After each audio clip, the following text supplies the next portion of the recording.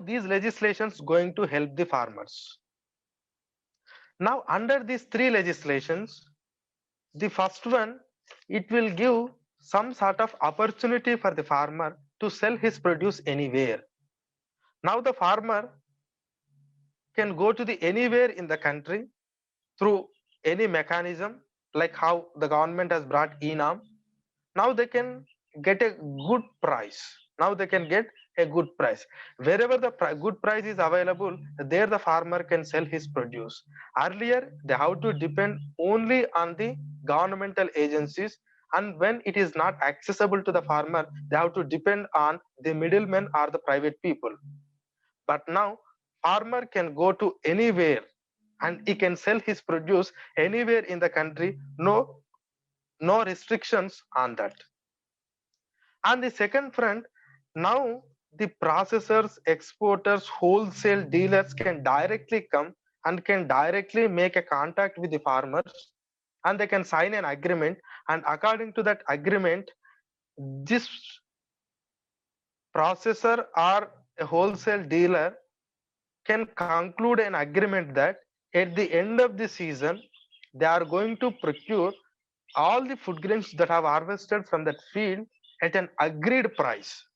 At an agreed price, definitely that producer or definitely that food processing agency or a wholesale dealer, if he wants a particular variety, he can guide on that, and farmer can selectively cultivate the required food grains.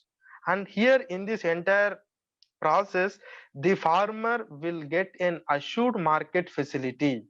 The farmer will get an assured market facility, and that too he will get an assured price. He no need to go around the private players and the governmental agencies, because he need to go for the next crop immediately. Now the market facilities has really brought to the in front of farmers. So if you club both two bills, it has given lot of opportunity for the farmers to produce or to access the market in its nearby places without any intermediary. Now when all these people are competing at the village level, definitely there is an every chance, if you really understand the market mechanism, that the farmers are really going to get a better price. Like earlier, instead of depending on only few people, now they are going to have a perfect competition, with that they will get a good price. Next, when the food processors or the exporter or wholesalers, earlier when they want to procure for their produce, they used to depend on apmcs and a regulated marketing mechanism. But under this, the procurement agencies no need to play a middleman role. The producers or the food processors and the exporters and the wholesalers can directly come to the farmer, and they can procure the food grains from them, and they can do their export activity and they can do their processing activity. With that, what will happen? The middlemen will be removed, and the farmer can get a better price. And also at the same time, the food processing agency or the wholesaler will also get a good price, and that the minimum price. Now that may affect the price of the ultimate product, final product. So this is what you need to understand, how actually these relaxations are going to create a different avenues, a plenty of avenues for the farmers. For the farmers. Why farmers are protesting? When these legislations has brought lot of plenty of avenues, then why farmers are protesting? Why farmers are protesting means, under the old regime, government used to announce the MSP, and government used to procure the food grains, mostly rice and wheat. Suppose if these legislations are implemented, private people can enter into this entire market, and over a period of time, these private markets can completely erode the governmental procurement system, and people may lose the benefit of MSP. Now they have to be at the mercy of the private people. So like whatever the benefit that they are getting today in the form of MSP and a public procurement, it may not be available to the farmer once this entire market mechanism is implemented. Now they have to be at the mercy of the private people. That is what their main concern. Why farmers of Punjab and Haryana are protesting? These most of the agitations are happening only in Punjab and Haryana. And why the farmers of Punjab and Haryana are protesting?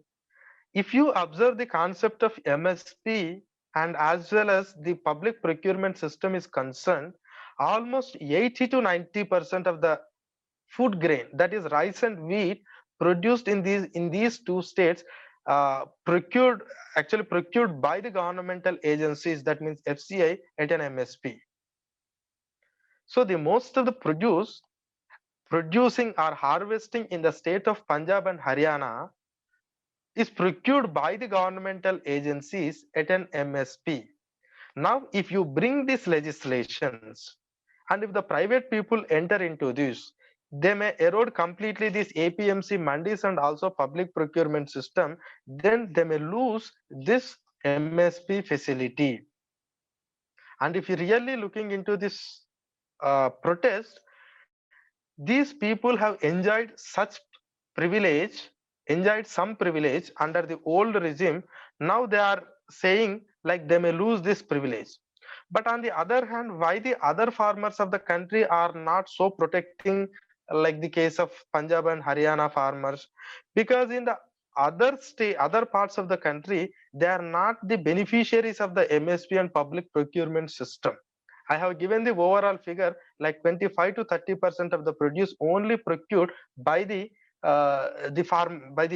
governmental agencies. Now anyway, they have to depend earlier on the mercy of the few middlemen or the individuals.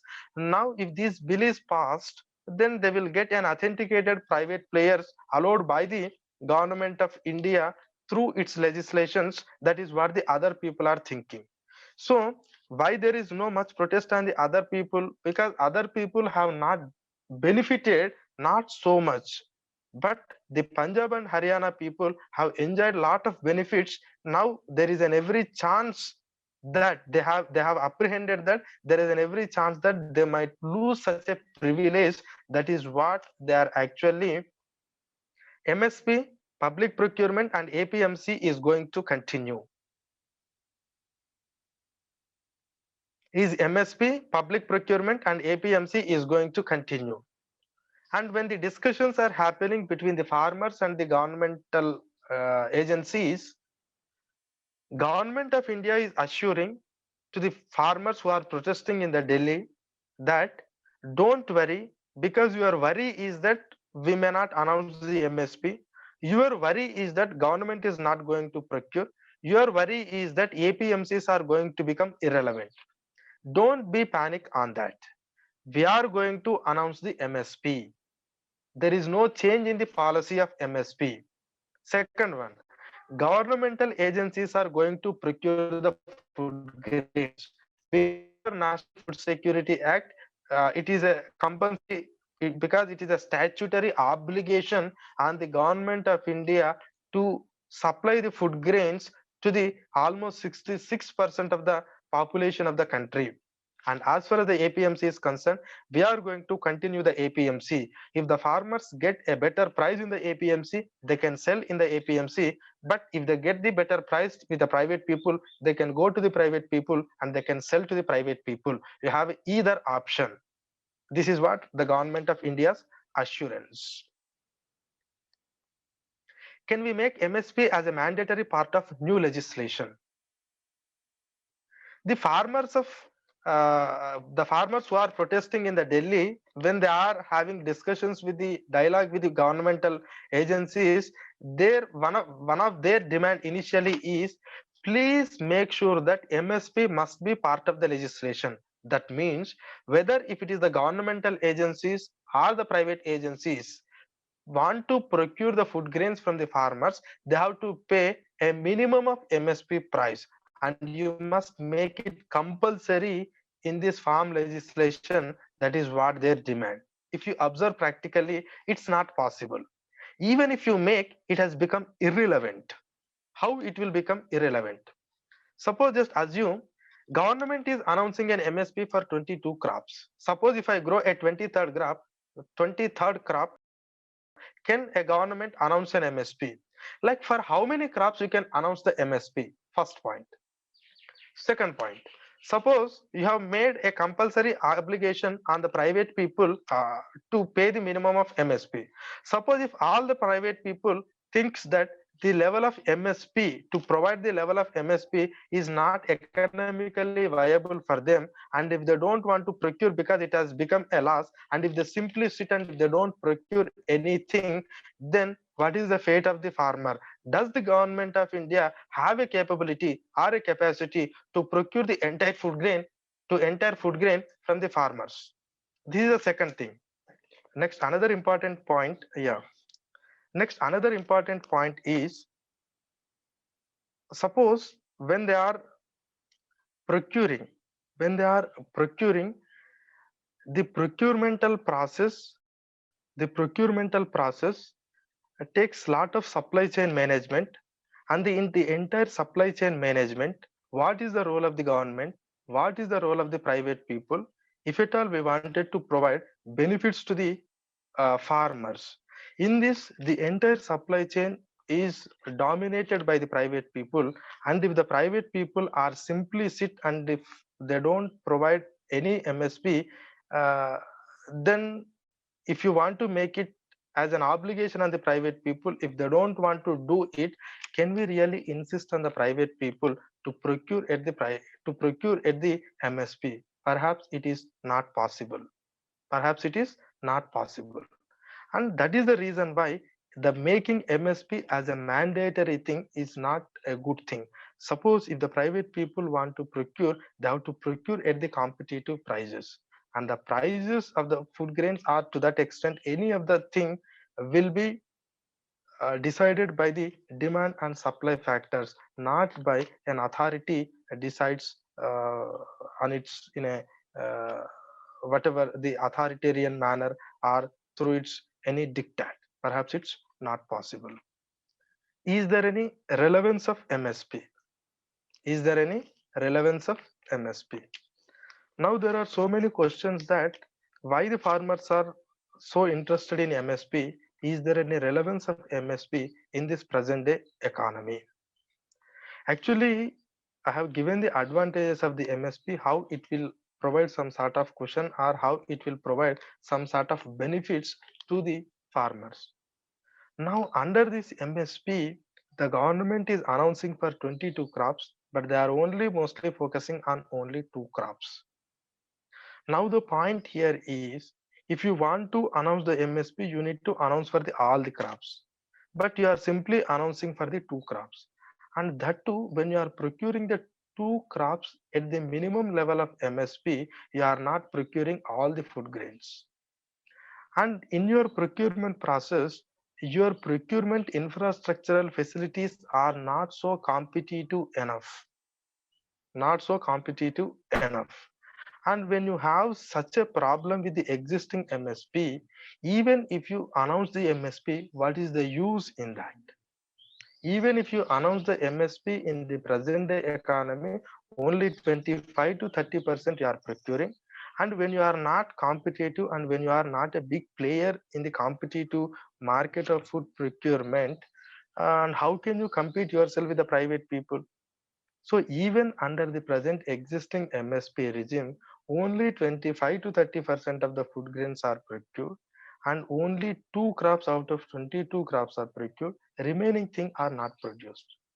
In spite of that, if you want to make this MSP as a thing, it is just a hypocrisy without creating a competitive public markets, or otherwise without expanding this MSP to the other crops, it has become irrelevant. There is no use in MSP. It is just the namesake we are announcing the MSP. Neither we are procuring all the crops, nor we are procuring the entire food grain, nor otherwise we are not at all competitive to the private people. That is the reason why even under the present MSP, farmers in some parts of the country, they are selling to the uh, other private people. So we need to think on this seriously.